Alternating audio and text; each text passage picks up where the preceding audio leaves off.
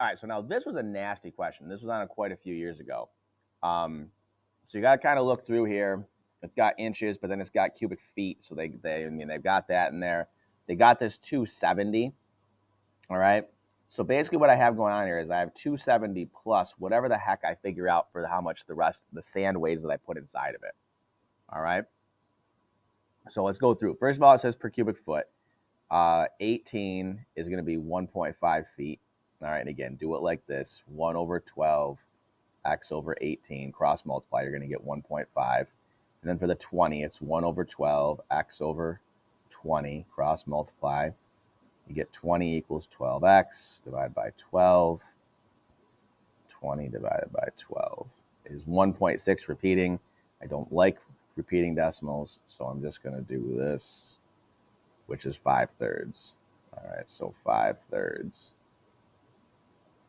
All right, so I need to figure out, we're only filling the bottom up with sand. All right, so it's clearly a cylinder, so it's pi r squared h. It's 1.5 tall. I have the diameter, so I have to do 5/3 divided by 2. I'm going right in my calculator and doing that. Divided by 2 gives me 5/6. That's my radius. Putting that all right in the calculator. So pi times 5/6 squared times 1.5. Okay, it's 3.272. 3.272. All right, so that's the volume. All right, but then it sneaks this little bit in right here, only filled to 85% of its capacity.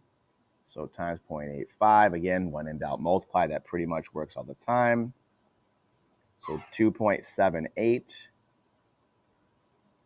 2.78, blah, blah, blah.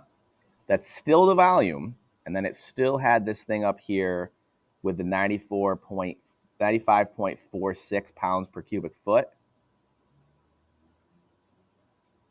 All right, so then I take this number here times 95.46, which means that now weighs 265.53 repeating.